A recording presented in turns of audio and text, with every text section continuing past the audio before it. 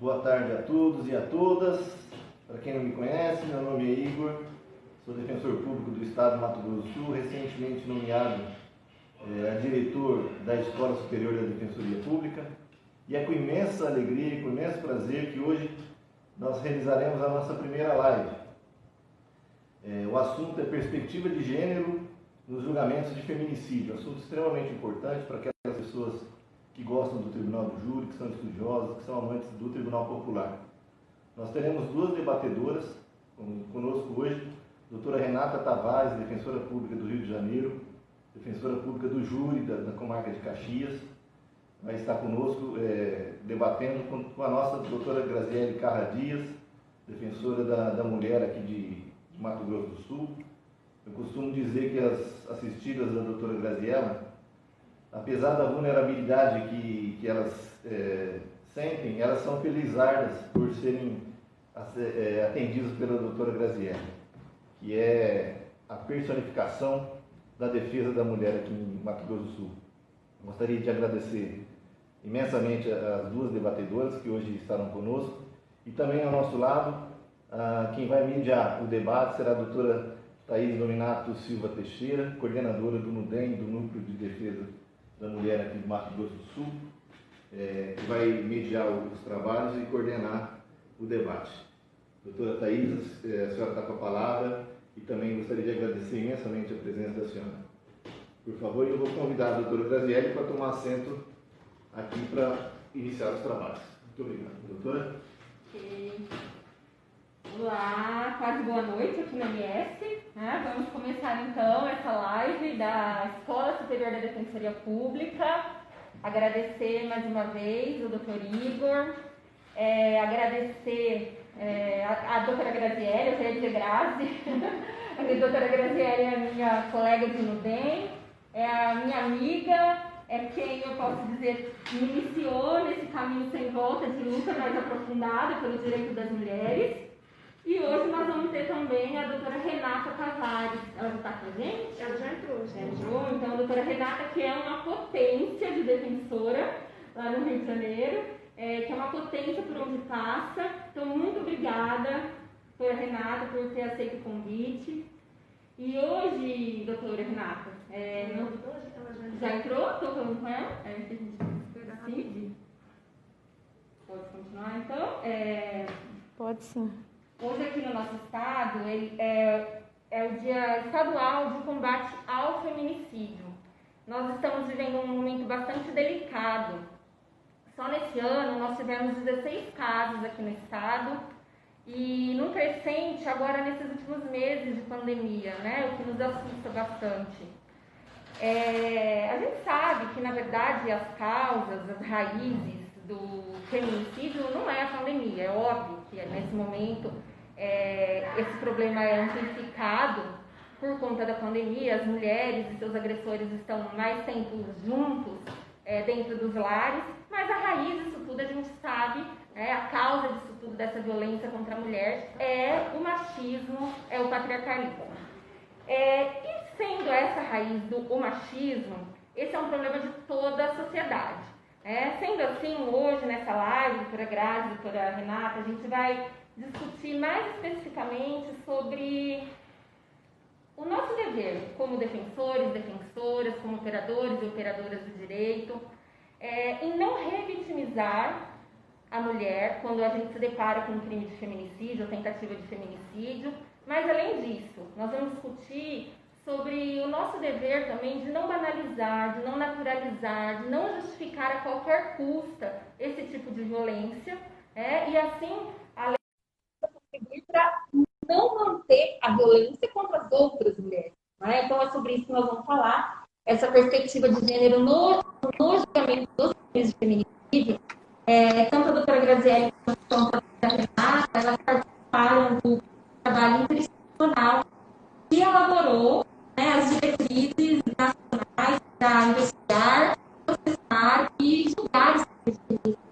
Cada uma na sua perspectiva, a doutora Graziele atua na defesa da mulher, a doutora Renata é defensora do júri, portanto, atua na defesa do acusado, e, portanto, ela vai discutir sobre esse tema, sobre essa possibilidade dessa defesa e da acusação sem comprometimento.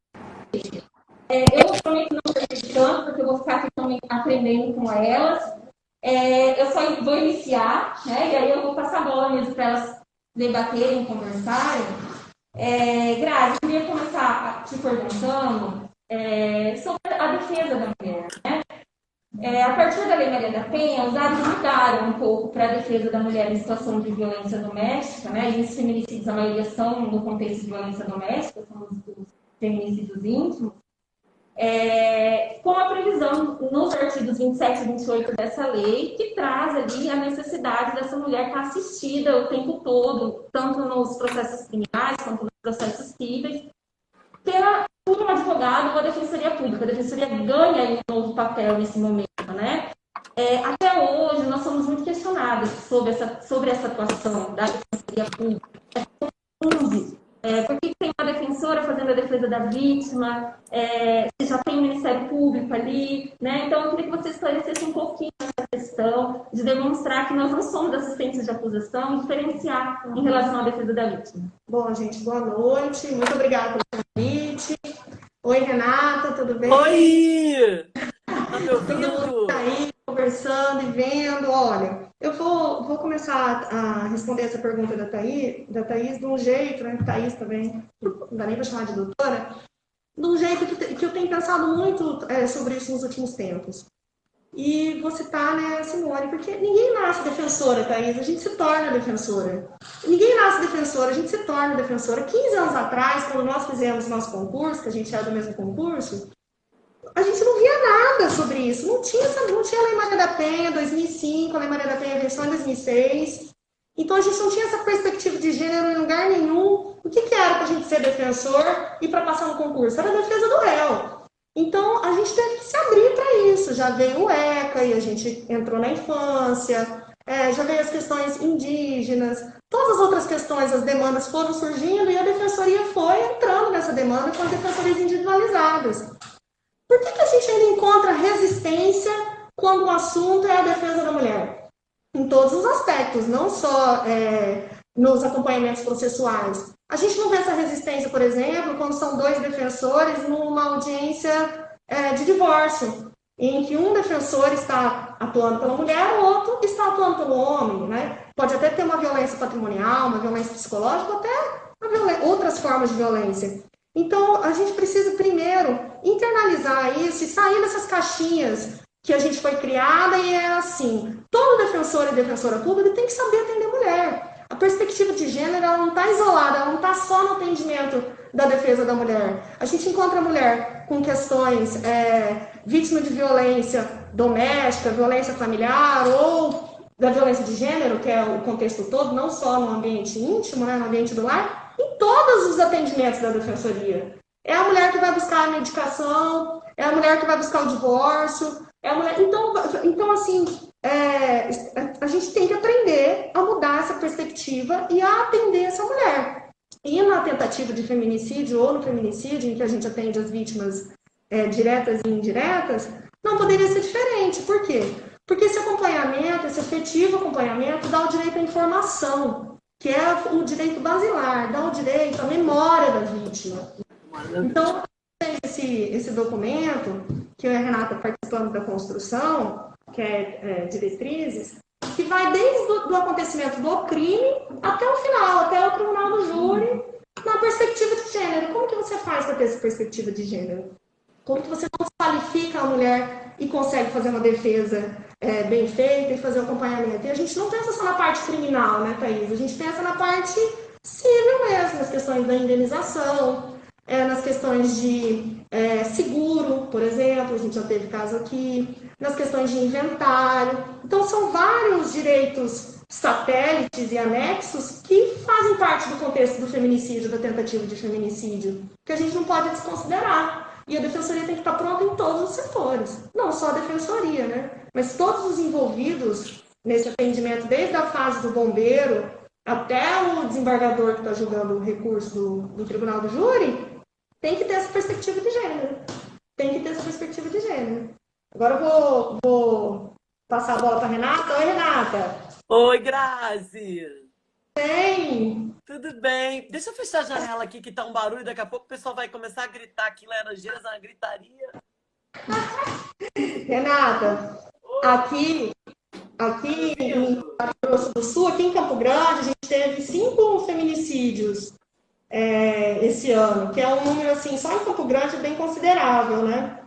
A gente teve Quanto? uma mãe idosa que o filho matou, 2 Grazieles, por coincidência, 2 Grazieles vítimas de feminicídio. A gente teve uma florista que estava trabalhando às 7 horas da manhã, né? E o ex-namorado foi lá e cometeu o crime na frente de todo mundo. E a gente teve uma professora também, Renata, que ela foi morta por um guarda municipal, né? Que inclusive tinha feito treinamento sobre atendimento na questão de gênero, que a gente também faz esse treinamento na Casa da Mulher Brasileira. Como que é, Renata, aí do seu lado, aí em Caxias, você fazer a defesa do réu que cometeu um feminicídio? Como que é para você, como mulher, como defensora, como feminista, fazer essa defesa? Oi, Grazi. Primeiro eu queria agradecer muitíssimo o convite para você, para o Igor, que é o diretor da escola, né? E para a Thaís. Muito obrigada. Assim, estou muito feliz porque graças a vocês eu pude botar uma roupa nova, passar uma maquiagem. Estava tanto tempo sem fazer isso tudo. Enfim. Essa pergunta sua é a pergunta que eu me fiz quando eu voltei. Eu tirei uma licença para estudo no exterior e fiquei 2 anos em Buenos Aires. Cara, minha tia minha perguntando se Buenos Aires é exterior, eu não aguento quando eu falo isso. Bom, e aí quando eu volto, minha última matéria era Gênero e Direitos Humanos. Era dezembro.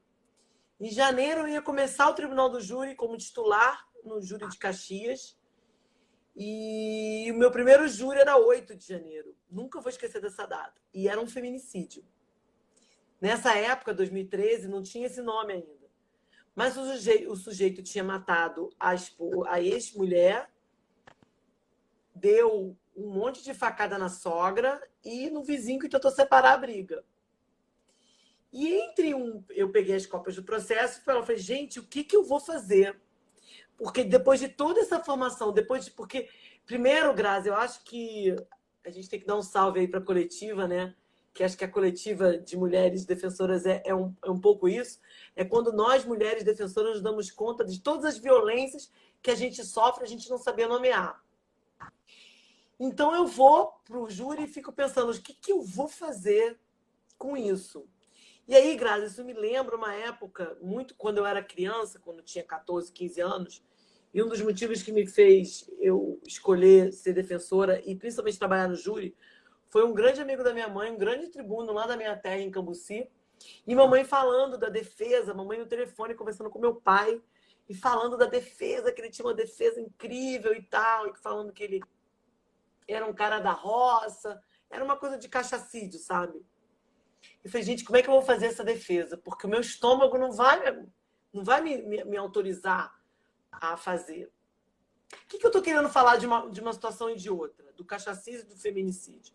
São 2 tipos de crimes que a gente está super acostumado a ver, a ouvir falar, que está na nossa cultura, que está na nossa história, que a gente sabe contar, que você acabou de falar aí, que estão nos nossos livros, né? Na nossa literatura, e cuja defesa ela é sempre a mesma. Vamos descascar a mulher. E aí, Grazi, essa coisa começa a mudar um pouco de figura todo naquele processo que teve da Leila Diniz, você lembra? Sim, do DOCA. Do DOCA Street. E eu lembro E aquele processo foi super importante porque é um marco na história do júri. Porque você tem 2 grandes tribunos da época, eu me arrepio quando eu falo disso, que era o Evaristo Moraes e o Evandro Lins e Silva. O Evandro defendendo o DOCA, esculachando a menina.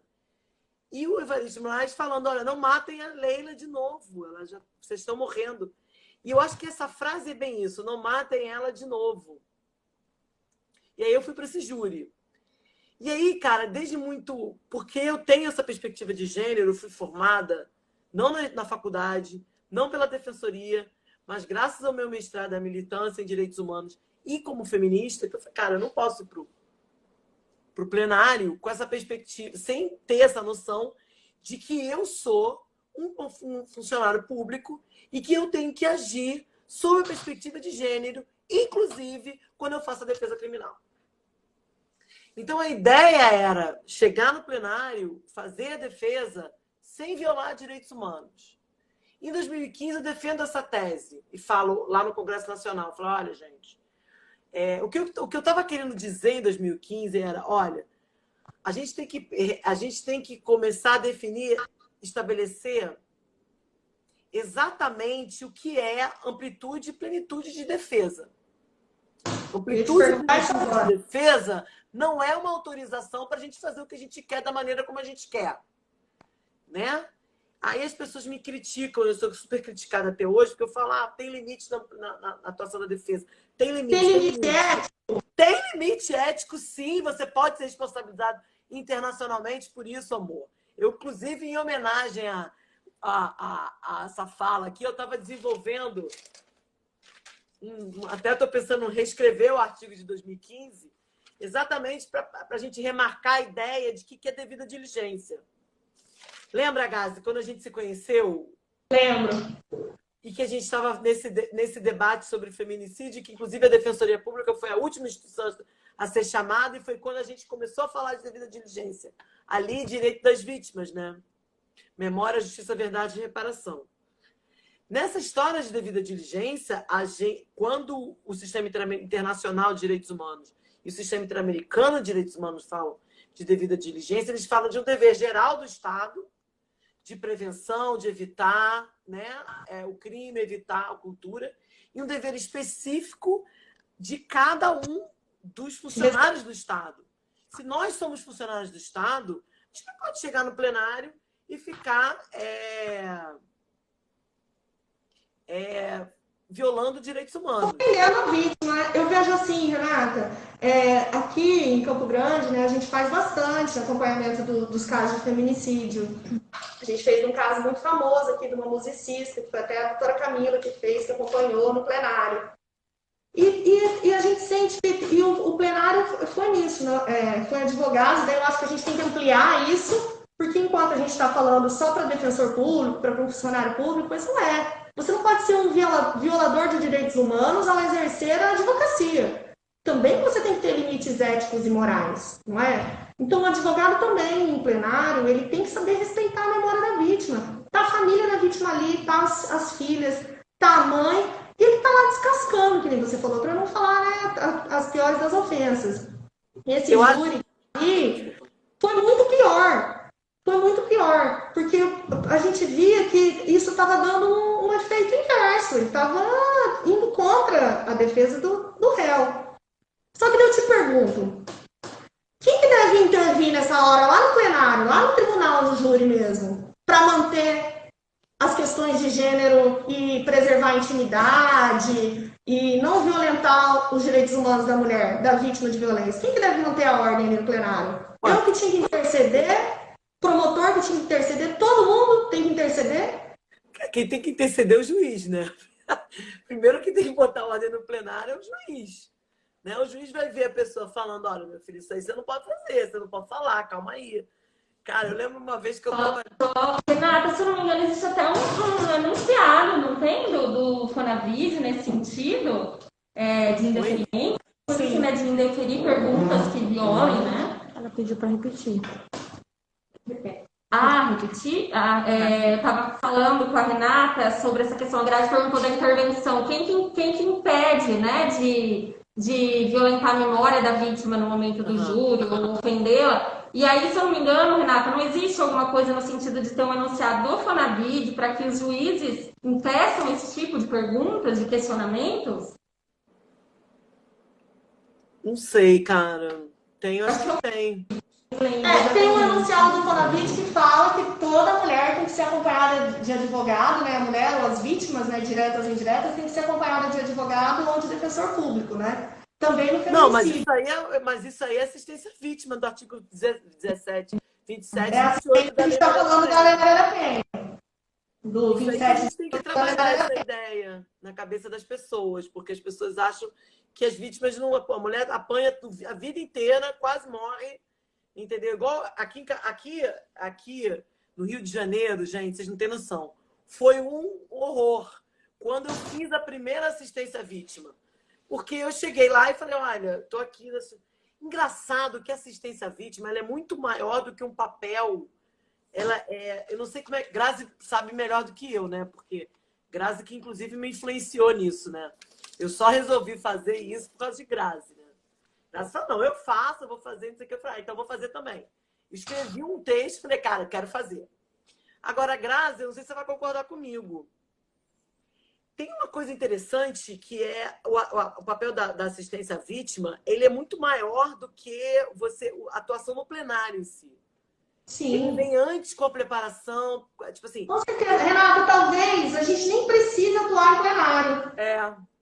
Já teve casos aqui de eu achar assim que estava tudo tão amarradinho desde lá do começo, a gente acompanhou a instrução, ouviu o testemunho. Mas tem um caso que eu sempre gosto de contar, que eu fui pegar, que é o da Pamela, né? Eu fui pegar o inquérito da Pamela, a mãe veio, ela faleceu, a mãe veio, a irmã veio, resolver guarda das filhas e tal. E daí eu fui olhar o inquérito e ela faleceu no... Filmaram a filmagem, que era numa fábrica de gesso. E tinha lá uma certidão falando que tinha o vídeo do local, mas o vídeo efetivamente não estava juntado no processo. Era a prova do cara matando ela, matando pelas costas. E estava lá a informação disso. E quem viu fui eu na assistência, a mulher. A gente foi ver as testemunhas, o rol de testemunhas também. A gente incluiu mais testemunhas. Foi vendo tudo no processo criminal. A gente foi amarrando tão bem que talvez no júri a gente nem precisasse atuar em plenário. Já estava tudo muito amarradinho, estava tudo muito bom. Então, Pois assim, aí a gente volta. Essa parte de informação na família é muito importante. Pois é. Porque é um atendimento individual, é um atendimento diferenciado. Exatamente. É um atendimento qualificado, com uma escuta. Não é um atendimento em massa, é um atendimento individual e faz toda a diferença na vida das famílias. Todos os encaminhamentos do inventário, para o seguro, para o plano de saúde e tudo mais foi a defensoria que fez. Então, é determinante para a gente conseguir dar um pouco mais de segurança para a família, né? Para as pessoas que ficaram. Eu acho que tem a ver com acesso à justiça mesmo, né? Acesso à justiça. A verdade dos fatos para aquela família, né? Esse é o nosso papel, não é acusar por acusar. Sim. Né? Tanto que quando a gente faz essa nossa intervenção no plenário, a gente faz uma intervenção sobre o feminicídio. A gente fala o que é o feminicídio, fala o que é o ciclo da violência, explica como que eram as condições dela, por que a gente aguenta tanto tempo, por que é um contínuo de violência que acabou no feminicídio, né? E todo o contexto familiar. Então, a gente leva a vítima para o plenário, a gente corporifica a vítima lá e fala, é uma mulher, a gente não vai aceitar desqualificá-la, a gente não vai aceitar falar mal, falar da vida pregressa, ressuscitar coisas aqui que não tem nada a ver com o caso, né? Então, a gente faz isso desde a instrução, desde a audiência. Foi assim que você fez aí, Renato? Então, quando eu fiz... Cara, eu fiz assistência... Eu sou defensora titular do júri, que eu gosto de fazer, que a minha alma é defender o réu. Mas eu precisava fazer a assistência da vítima. E aí eu fiz 3 casos. Um caso eu acompanhei desde o início. Wesley. O pessoal do júri tá aí, Grazi. Ó, o pessoal do júri do Brasil inteiro tá aí. Eles é que querem me detonar. Eu fiz um caso que não comecei desde o início. Mas o caso que eu achei interessante, que deu o tom do que deveria ser assistência, é exatamente um que eu preparei a vítima para chegar em plenário, a vítima sobrevivente. Aí a gente se preparou, ela chegou em plenário, aí a diferença foi outra. E tem um detalhe que é interessante que você falou, que eu fiz e não falei os réus, o réu, tinha 2 advogados, não eram defendidos por defensor. Então, beleza. Eu fiquei lá, ela soube falar, eu só precisei ficar do lado. Fiquei do lado assim, não fiz nada, não falei nada. E foi ótimo, assim. Cara, e no dia seguinte eu vou pro presídio visitar um réu meu e encontro com um cara lá. Meu Deus do céu. Então, assim, essas são o titular, o júri, o defensor titular do júri tem essas questões, que também é importante dizer isso. É importante que o sujeito vai ficar pensando assim, mas se eu não puder falar legítima defesa da honra, eu vou falar o quê? Né? Não, você vai E falar... quando o cara chega em plenário, Renata? E se o cara chega em plenário e ele quer alegar na tese dele de autodefesa, legítima defesa da honra, o que você faz? Eu dou um abraço nele e rezo. Não, mentira. Eu assim, Grazi. Você acha que cola ainda? Você acha que cola ainda no jurado, nessa legítima defesa da honra? Deixa eu complementar. Eu acho que é dever do defensor avaliar o jurado que ele vai ter e verificar o que é cabível ou não. Em Caxias, por exemplo, na minha cidade, essa validade não dá. Esse negócio não rola. Grazi, olha só, Thaís, para vocês entenderem o seguinte, presta atenção. Antes de eu ir para Buenos Aires, eu fiquei 8 anos no sistema penitenciário. Quando eu era defensora do sistema penitenciário, eu atendia as pessoas, né, condenadas já. Eu pegava o cara, o sujeito era condenado a 6 anos de homicídio, eu já sabia. Aí ele, esse aqui, eu falo com vocês e estou vendo a imagem na minha cabeça. Esse aqui, homicídio simples. Já sei, matou a mulher, né? E, né, doutora, a senhora sabe como é que é? Começava com essa frase, a senhora sabe como é que é. E aquilo já me enervava. Eu falei assim, não sei como é que é. Então, assim, existe uma cultura, nessa lógica do patriarcado, da mulher enquanto submissa, da mulher enquanto coisa, e do sujeito que pode colocar a mão naquela mulher como se fosse dele, como se fosse uma coisa dele. Eu sempre brincava, esses caras falam assim, esse aqui é meu carro, meu celular e minha mulher. Só que você precisa fazer uma defesa criminal. E o sujeito tem direito a uma defesa diligente e eficaz. E aí que está o grande dilema. Como que você vai fazer uma defesa diligente e eficaz sem de violar direitos humanos? Mas não é, na verdade, um dilema. Na verdade, é a essência. É o ponto de partida. O ponto de partida é defesa diligente e eficaz é a defesa que não viola direitos humanos. Nem do réu, nem da vítima.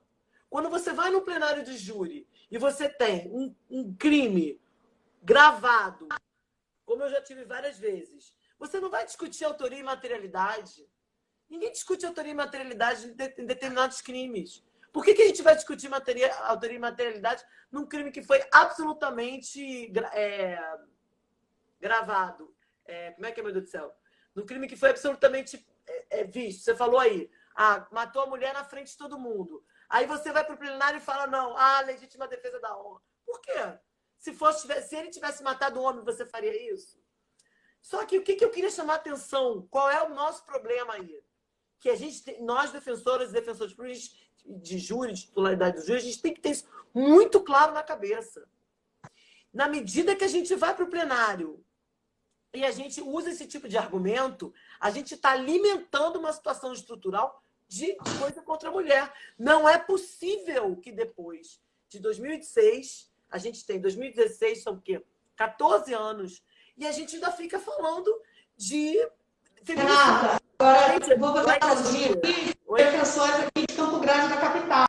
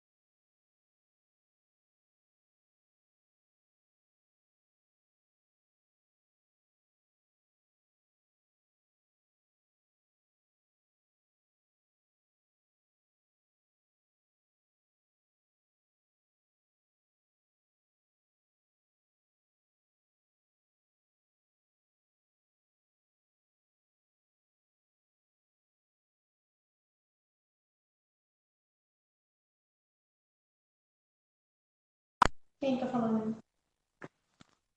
Tô ouvindo. Doutor Renata, Voltei, tá me ouvindo? tô ouvindo, e você? Tô ouvindo vocês também. Posso ir? Pode Vocês estavam ir. falando aí. A Thaís quer te fazer uma pergunta, Renata. Só Vai. não tá vendo ela. Vocês Não? não estão me vendo, né? Peraí. Você estava falando junto com a Grazi. Ai, cara, eu aperto tudo errado. Fala. Não voltou. Tá tudo tranquilo.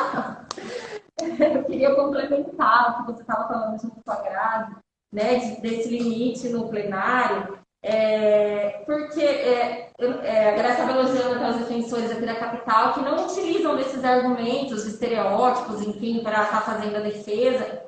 Mas eu já fiz júri aqui com um advogado em que se falava que a mulher sabe, edifica o lar, então para culpabilizar aquela mulher naquela situação que teria, entre aspas, provocado, né? Ou então se destacava que ela tinha sido atacada logo após sair do motel com um atual namorado, né? Então são estereótipos assim, que ficam sendo reforçados ali a todo momento. Então, como que a gente faz? A gente explica ali na hora, isso dá resultado para a defesa da vítima. Né? A gente consegue explicar e reverter aquela situação, porque os jurados ainda estão bem enraizados com toda essa estrutura que é da sociedade, né? O que você acha disso? Cara, é o que eu falei, assim, a gente tem que avaliar quem são os jurados. Tem que ter essa coisa, porque se o jurado é um jurado... Se o jurado não está acostumado com esse tipo... Porque o que acontecia, por exemplo? Isso é interessante falar. O que acontecia lá em Caxias há um tempo atrás? Quando eu cheguei, os jurados eram muito antigos. Então, os jurados antigos eles já estavam com os ouvidos acostumados com esse tipo de coisa. Agora é tão bonitinho quando você fala o seu lugar de fala. Quando eu entrei, e o meu lugar de fala, o meu palco, o meu mundo é o júri, né? Então, quando eu chego no júri, eu começo a falar de direitos humanos, direito internacional de direitos humanos, fala da devida diligência, conta os casos do sistema interamericano como se fossem casos de, né, para explicar para os jurados como é que as coisas acontecem, de como existe uma situação estrutural de opressão contra a mulher, né?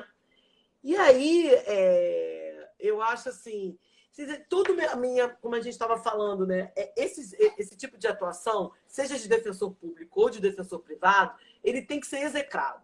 Assim.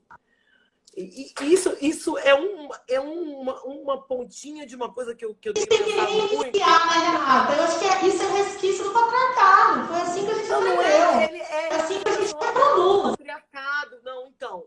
Mas, não, Grazi, eu acho que tem um outro fator aí também. A gente ficou... Tem uma galera que não gosta de estudar também, que não quer saber de coisa nova, que não quer saber de outras formas de atuação.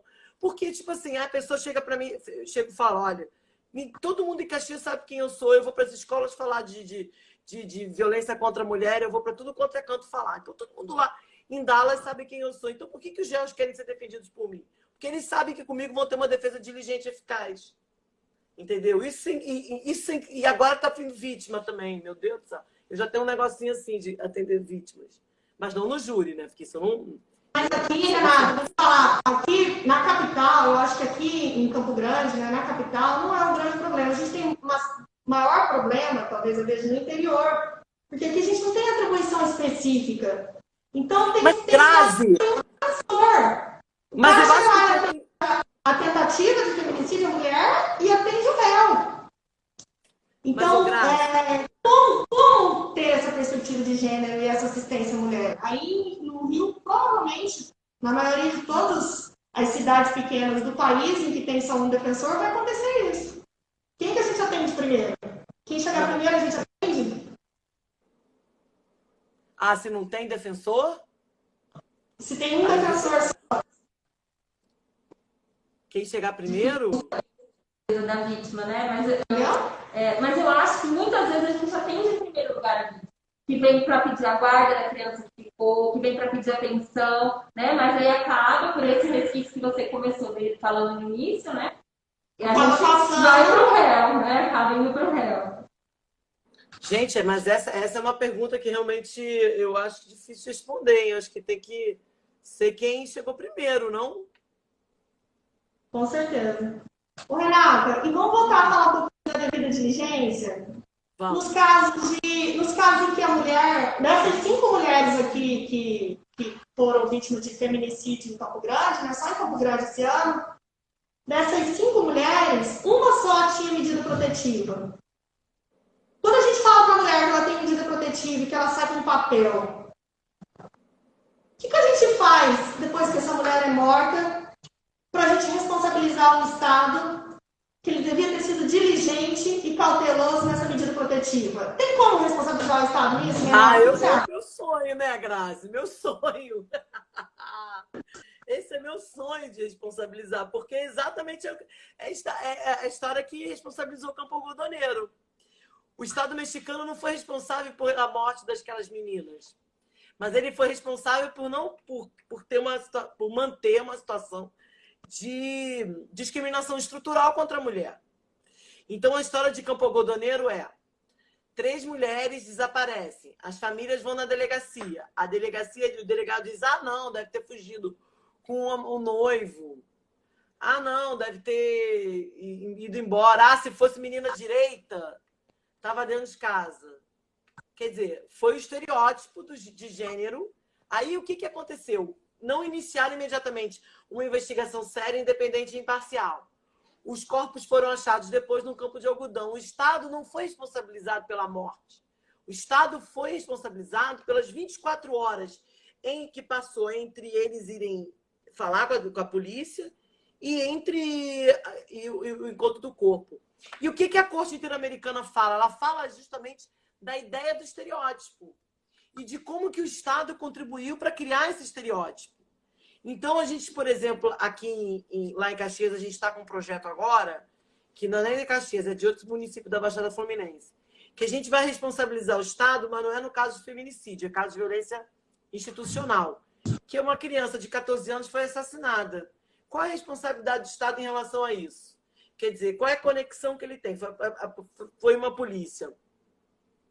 Uma polícia que não é treinada, que não é... E a gente está vendo aí, né? No caso João Pedro. E lá na Baixada tem caso João Pedro até pipocando até não poder mais. Aí o que acontece nesse caso, Grazi? A gente entra com uma ação, a gente pede uma indenização e a polícia continua matando. A gente entra com uma ação contra o Estado, a gente pede uma indenização para a família e o cara continua, né, matando. E o sujeito, né, continua batendo, continua... O que a gente tem que fazer? A gente tem que pensar em ações seríssimas para a gente fazer medidas de não repetição. Então, eu acho eu acho assim, que seria uma espécie de ação civil pública com aquela sentença que todo mundo tem que, né, uma coisa aberta. E aí, o que eu acho que é importante? Tem que começar a cumprir pela Lei Maria da Penha, né? Porque a Lei Maria da Penha está cheia de política pública lá, não efetivada. Que a gente não política pública... E aí, Grazi, vem também a discussão sobre o que tipo de defesa você pode fazer. Dependendo do caso, você vai olhar para o cara e vai falar: poxa, esse menino... Alicia Ruiz falava isso. Esse menino não nasceu agressor. Que mundo que ele foi criado e que fez dele aquele menino um menino agressor? Né? Eu acho que muita coisa tem que fazer também, que falta na defensoria, para a gente, em vez de a gente ficar enchendo o saco do defensor que quer fazer a assistência da vítima aqui no Rio de Janeiro, isso é um recado claro para o povo do Rio de Janeiro, a gente tem que pensar em defesa qualificada, a gente tem que pensar em investigação criminal defensiva.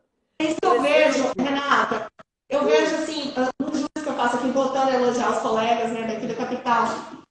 Vai lá, né? E, assim, ainda é difícil você não falar por último, né? É uma dificuldade que a gente tem no júri, né? Quando a gente está na assistência à mulher, a gente não fala por último. Então, quando o defensor fala por último, eu falo, já era, ele vai conseguir o que ele quer. Teve um dia que eu falei do feminicídio, daí entrou o doutor Gustavo, você viu esse dia? Daí ele falou assim: sinto dizer que você perdeu o seu tempo, porque é um feminicídio, eu não vou brigar por essa qualificadora, eu vou brigar pelas outras. Então, para mim, estava conseguindo nas outras qualificadoras, porque a defesa é tão técnica, é tão objetiva, eles já superaram essa questão, entendeu? Fica cada vez mais difícil até de você estudar o processo e de você elaborar a sua fala em razão do feminicídio. Uma palavra mal colocada ali, ele vai vir em cima de você com as outras qualificadoras. Então, Então, assim, eu vejo, pelo menos nesses exemplos que eu tenho aqui, vou estar repetindo do Rodrigo Estoqueiro, do Gustavo e do Calixto, doutor Calixto, dos três, que fica cada vez mais difícil, né? E a gente tem que cada vez sofisticar mais. São defesas eficientes, como a Renata disse, e né, sem utilizar estereótipos, sem isolar. Não, a gente se permitiu ficar numa defesa dogmática do direito penal, que entendeu? Um direito penal europeu, branco, heteronormativo, entendeu? Que vem aplicado aqui pelas ordenações manuelinas, filipinas, e está aqui até agora. Oi, não é assim. Vamos fazer. A gente pensa em fazer prova no processo penal.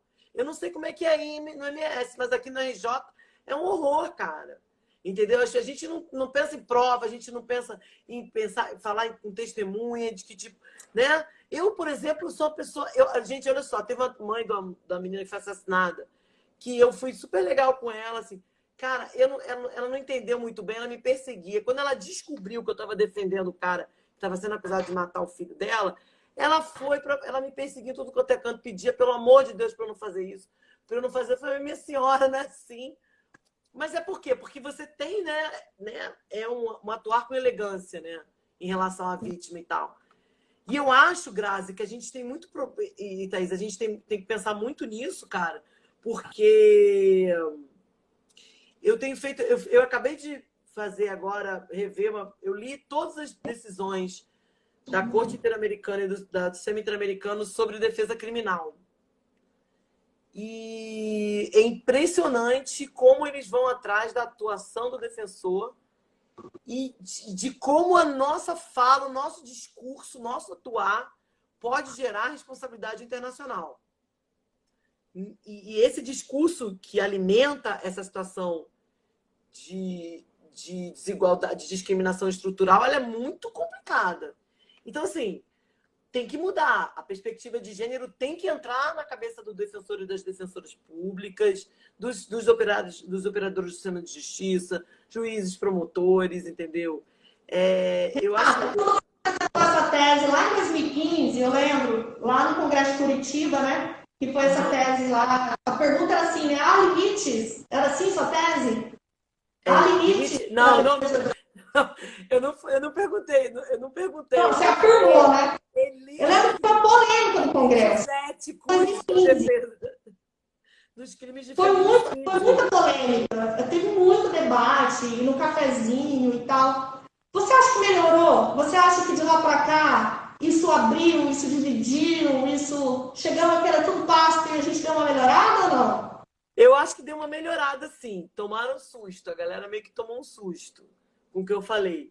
Mas tem gente ainda que se assusta muito, que acha que é uma limitação do direito de defesa. Eu também acho que melhorou. Eu acho que agora a gente encontra gente com mais vergonha de falar isso abertamente. Embora ainda pense na discussão, eles não conseguem falar, não acho necessário, porque eles estão vendo um trabalho dos núcleos dos NUDENS, e aqui vou mandar um abraço para todas as integrantes e os integrantes dos núcleos institucionais país afora, né?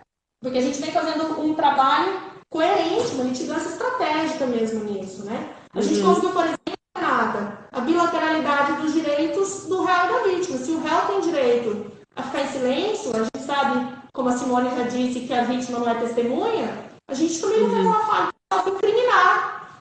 Então, a gente evoluiu em muitos aspectos, né? Ligado a essa bilateralidade de direitos humanos mesmo. Não é só de para o réu. A gente tem uma mulher ali também. Ela também tem questões, ela também tem direito de ficar em silêncio para não se auto-incriminar. E a gente tem que ter um divisor de águas nisso, né, Thaís? Nas audiências da violência doméstica aqui, a gente conseguiu instituir isso com muita briga, né? As promotoras aí que estão escutando foram muito contra. Foi um processo de convencimento, em que, no fim, a gente entende que é melhor, que é a defesa da vítima nesse Eu acho que aspecto. foi uma escalada, né? A gente era uma figura estranha na sala de audiência no começo, Renato. E que, né, mais uma acusando dupla, né? Duplamente. Então, era essa a visão que tinha, né? E aos poucos a gente foi aumentando, assim, né? Mostrando qual era o nosso papel. Quais os benefícios de ter uma defensora da vítima ali presente nas audiências criminais. Então, uma política institucional que a gente esparramou para todo o núcleo, né? talvez aqui em Mato Grosso do Sul a gente tenha sido pioneira em fazer a atuação pela vítima, e não foi nem eu, nem a Thaís, nem a Edmir, nem a Camila, foi a doutora Gisele. Antes da Lei Maria da Penha, ela já fazia esse acompanhamento das mulheres. Ela entrou com mandado de segurança aqui para conseguir, porque o juiz indeferia. Quando era advogado que tinha um assistente à acusação, antes da Lei Maria da Penha, ele indeferia. Quando era defensora, ele indeferia. Então, eu tenho que mandar de segurança para conseguir acompanhar a vítima no plenário. É importante a gente fazer esse resgate histórico, né? Eu acho que na escalada, né, da evolução dos direitos humanos das mulheres, a gente vê que agora basta uma pandemia, basta uma guerra para a gente ter os nossos direitos ameaçados, né? A Thaís escreveu um artigo hoje que saiu aqui nos jornais locais que fala disso. Qual foi a primeira coisa que tiraram da gente? O acompanhamento do parto.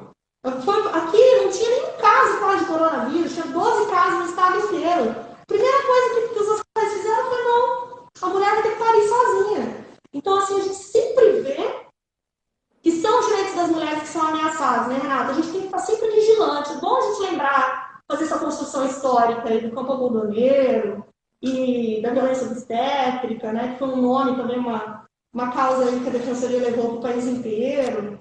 Então, acho importante a gente fazer esse resgate, né? A gente tem que fazer mesmo, pra gente lembrar, porque esse povo esquece, a memória é curta.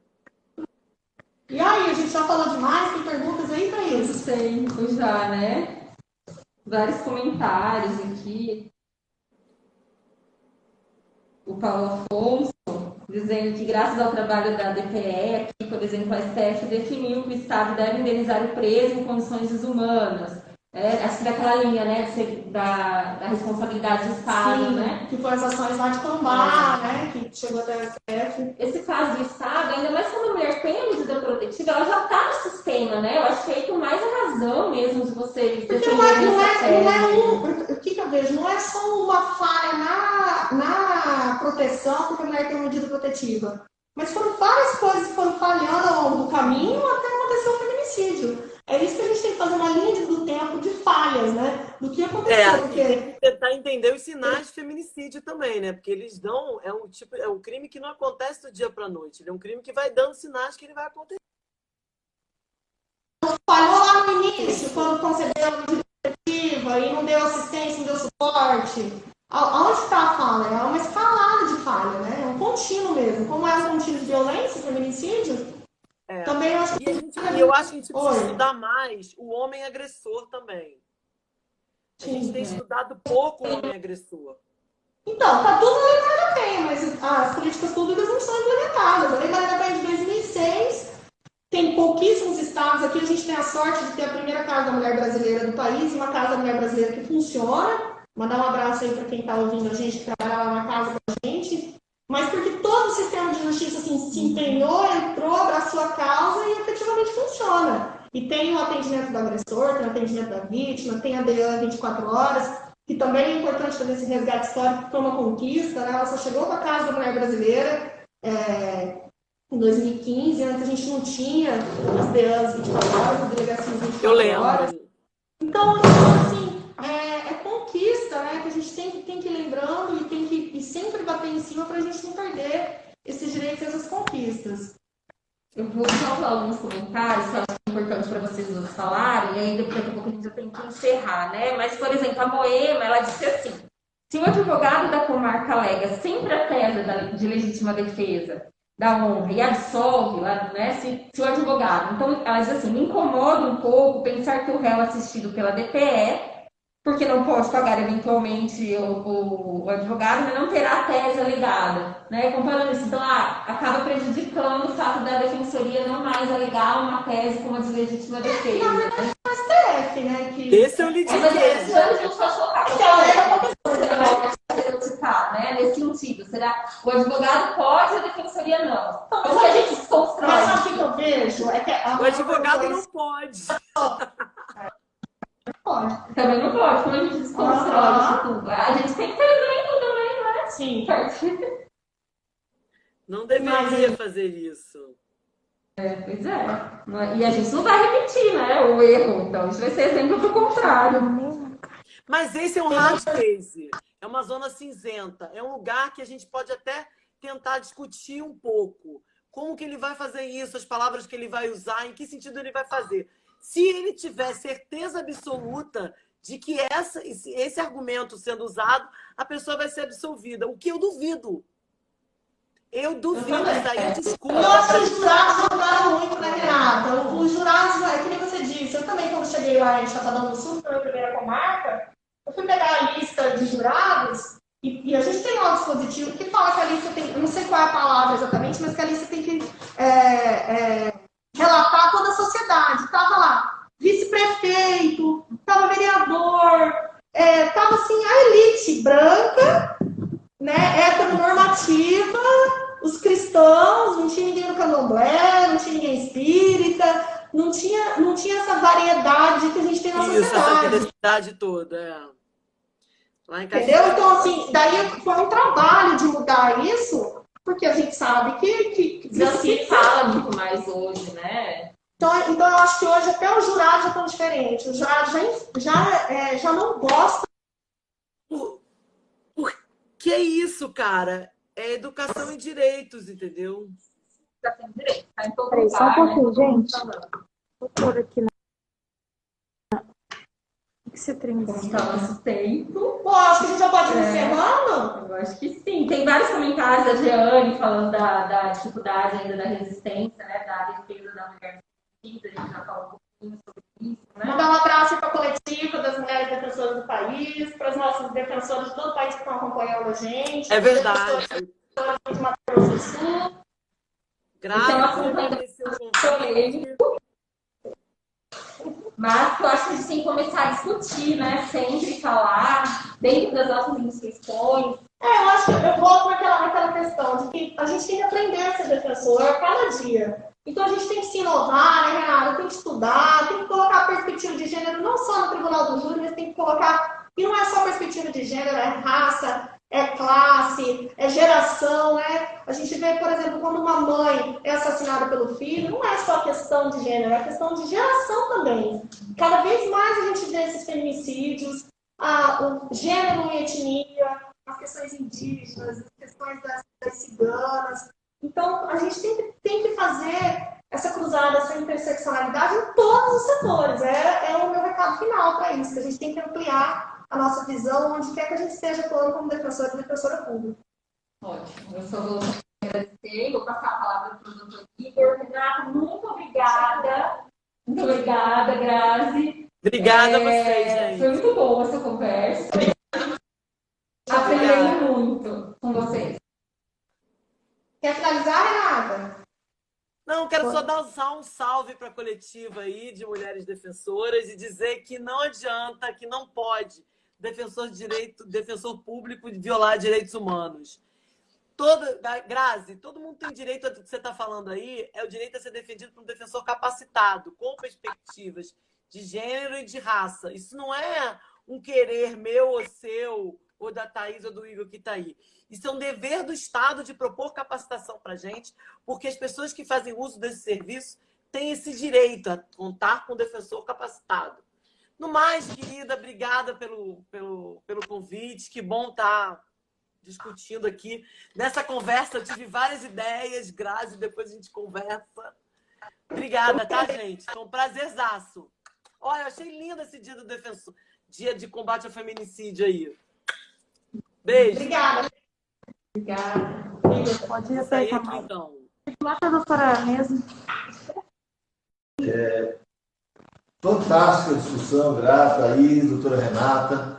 Eu acho que a Defensoria Pública do Mato Grosso do Sul está muito bem assistida em todos os aspectos, tanto na defesa da mulher, quanto agora que a Grazi nos falou dos nossos defensores do júri, que já tem essa visão de que a mulher não pode ser revitimizada no tribunal do júri. Eles não precisam disso para fazer uma excelente defesa em plenário. Pelo visto, vem fazendo uma excelente defesa e vem conseguindo êxitos com essa defesa sem desqualificar as mulheres. É fantástico. E eu acho, Grazi, Thaís, doutora Renata, que o sistema jurídico como um todo, com todos os seus atores, eles vêm passando por uma transformação, mas essa transformação ainda é muito lenta. Eu acho que a transformação maior fica por conta daquelas pessoas que atendem diretamente as mulheres. Essas pessoas, visualizando a realidade, elas acabam mudando a sua consciência. E, infelizmente, nem todos atuam, nem todos trabalham com isso, então é por isso que eu digo que a mudança é paulatina e lenta. Mas, com certeza, chegaremos um dia em que as mulheres terão os mesmos direitos assegurados aos homens, e que, na verdade, a Constituição fala. Gostaria de parabenizar, o debate foi fantástico, de altíssimo nível. Obrigado, doutora Renata, por ter aceito o nosso convite. Obrigado por essa live, doutora Graziele, obrigado demais por ter aceito também. Doutora Thaís, por ter mediado os trabalhos. Esse é o primeiro de muitos que nós queremos fazer para evitar essa discriminação, tanto das mulheres, quanto como aquilo que a Grazi disse, de gênero, de raça, de religião. A Defensoria Pública tem, nesses grupos vulneráveis, o seu norte. É para isso que nós existimos. E a Escola Superior da Defensoria está atenta a isso e iremos lutar o máximo possível para minimizar essas diferenças tão gritantes na nossa sociedade. Muito obrigado a todos que presenciaram a nossa live. Lembrando que no dia 8, semana que vem, às 8 horas, no dia 8, às 17h30, horário do Mato Grosso do Sul, nós faremos a segunda live, aqui, vai ser diretamente também da Defensoria, com o professor Paulo Vieira. Por favor, prestigie. Muito obrigado a todos e um grande abraço.